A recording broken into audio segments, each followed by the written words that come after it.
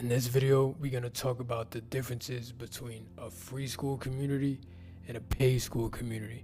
I'm going to go over the pros and cons of each model, and I'm going to help you figure out which one is right for you right now.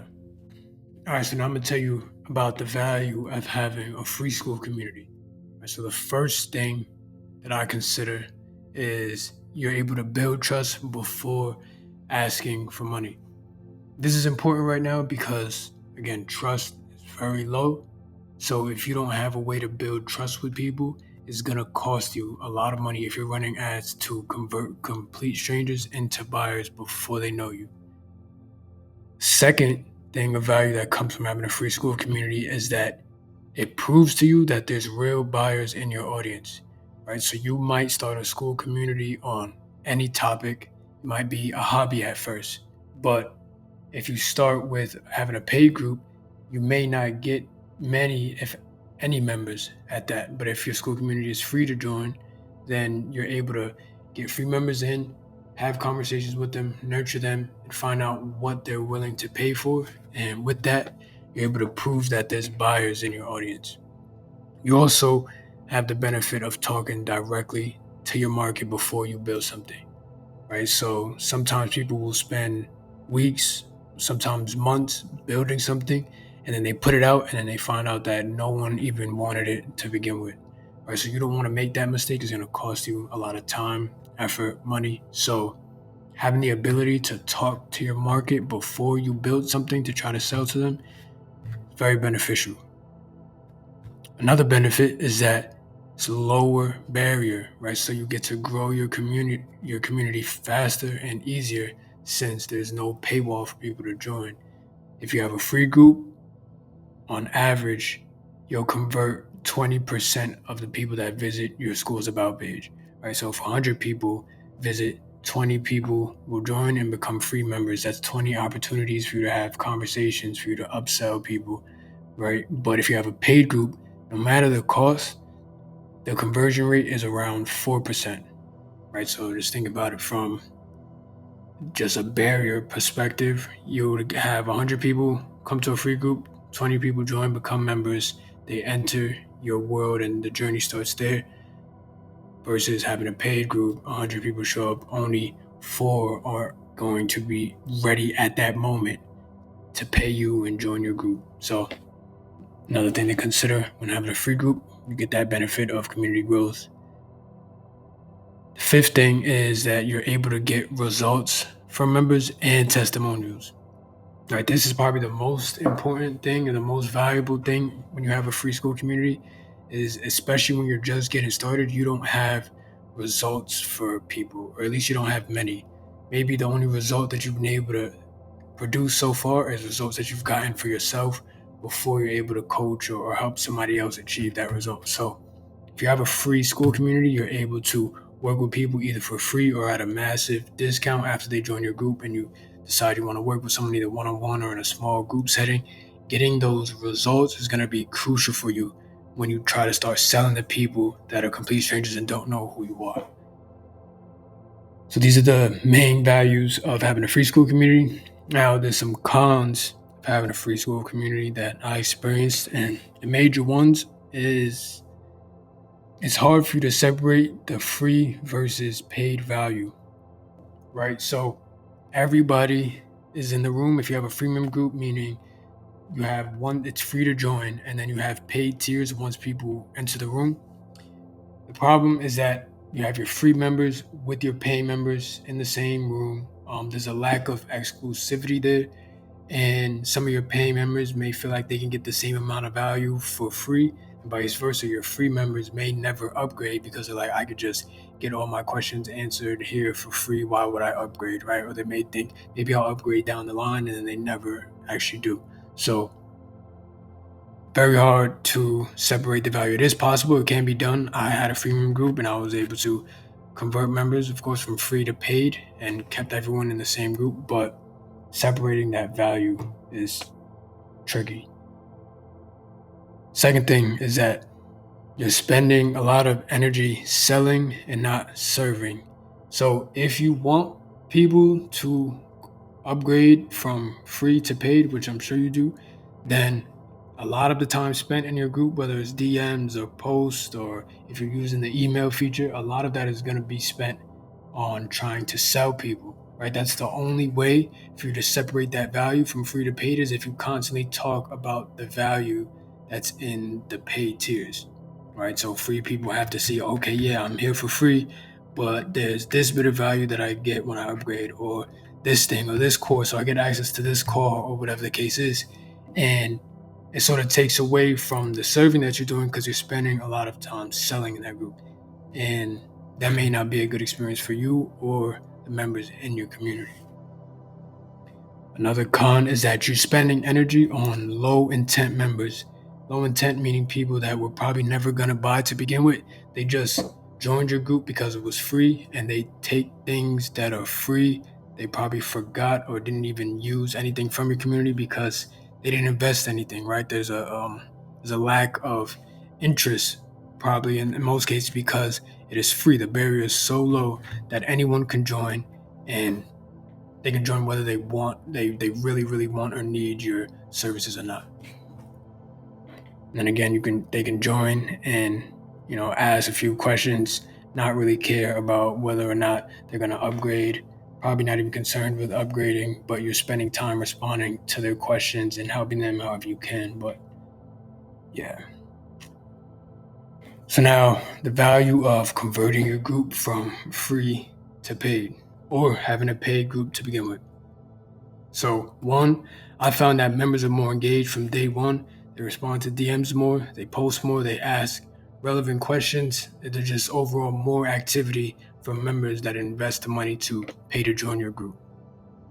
Two, is less chasing upgrades like I was talking about before. You don't have to spend as much time trying to sell people and get them to upgrade to your higher paying tiers because you've already filtered for buyers. The people that join your community, they already need their problem solved. They don't look at your solution as just a nice to have.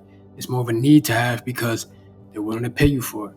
And so there's less time on your end chasing those upgrades because people join and they tend to just upgrade on their own.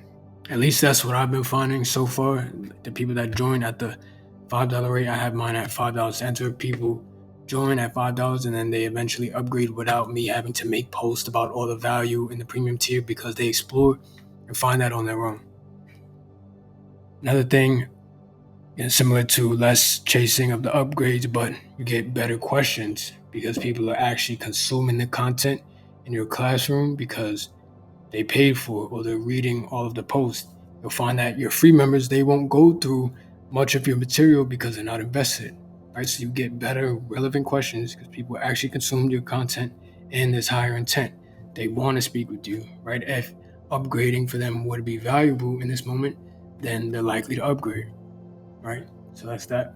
4, selling is front loaded, right? So if you're someone who doesn't want to do a lot of selling, like making posts about the value of your premium tier or even getting on calls or DMs, and you just have a hard time with selling people, you don't have to sell as much with a paid group. All of the selling happens on the front end with your about page and how people discover your community to begin with, whether it's through content or through ads. Like your selling will happen there and on your landing page. In this case, that's your about page. But you add, and when I say selling, I mean you're describing all of the value that people get when they join the group, and you have enough proof there so that people know that they can trust you and that they'll get the result that you promised them. So you do all the selling before you even come in contact with someone. They're already sold by the time you have a conversation with someone, which is good. The cons of paid, right? So if you have a paid community, know that your growth is going to be slower, right? You're going to get a lot less members into your community. If you had free, you would get, that's 20 people out of 100, and if it's paid, then it's 4 out of 100 on average. 2, you need to show more proof up front, right? So if you want to go straight to paid and you're offering you have a really good offer, if people don't believe that you can deliver that offer to them for whatever reason, they're not going to buy. It can be the best offer in the world, but if you don't have proof that you've been able to do this time and time again for as many people as possible, then you're not going to get many conversions. So as a con, if you don't have proof, then it's likely your conversion will suffer. Third con of having a paid school community is you lose your trust building machine if you don't have an organic presence somewhere, whether that's again on social media, YouTube, your newsletter. If you don't have a way for people to get those free samples from you at all, then you lose your trust building machine by not having your community be free. So people will not be able to get any sort of idea of the type of person you are, whether or not you have a teaching style that works with them if you don't have that trust building machine outside of school. So that's another con. And that's what happened with me. I don't have a social media presence. I did this for people that don't have presence on social media. It's called Stealth Founders Club. And when I converted from having a free group to a paid group, I knew that I needed to front load as much of the trust as possible in form of like social proof, because I wouldn't have a way to build trust. I don't have any sort of presence anywhere outside of school. So needing to find other ways to build that trust is important. The fourth thing is that delivery expectations can become higher. Now, this depends on what you're offering, right? If you just have courses in your community and that's what you're selling on a subscription basis, I will say that for a lot of people, that's getting a lot harder to do right now. But if you are just selling courses, then yeah, the delivery expectations don't change. It's like people join, they consume your content and, do whatever.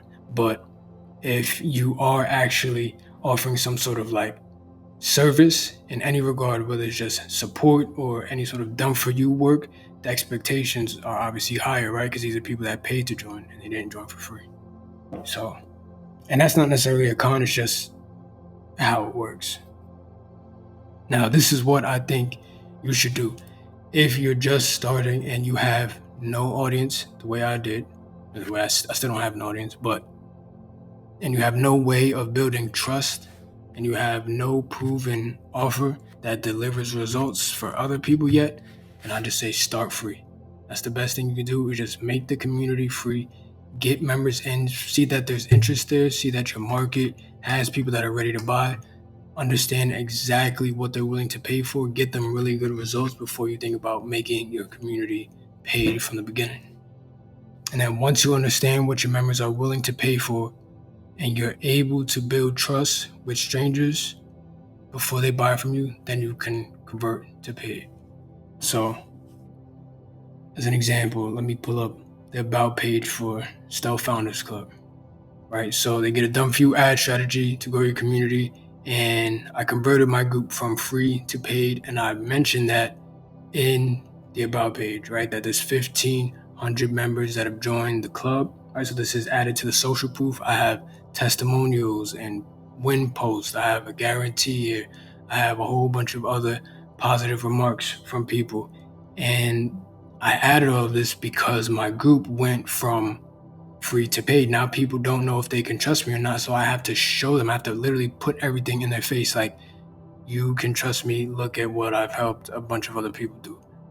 Right? When my group was free, I think I just had this like soap bar right here and probably just some light text, but it was a lot less than what I have now. And it was easy for that to convert because the group was free, right? It's a low barrier to entry. People are like, all right, I'll just see what this is about. Now, from converting to paid, even at a small ticket of $5 per month, a lot of social proof is required because people have been burned and people have subscription fatigue. So these are things to keep in mind. Depending on where you're at in your journey, you can go either free or start paid, but there's no harm in starting free and converting to paid. So if you found this video helpful and you're building on Skool, make sure you click that subscribe button, because I'm going to drop videos like this on a regular basis. It's for community builders who are serious about going full-time on Skool. So make sure you subscribe, and I'm going to see you in the next video.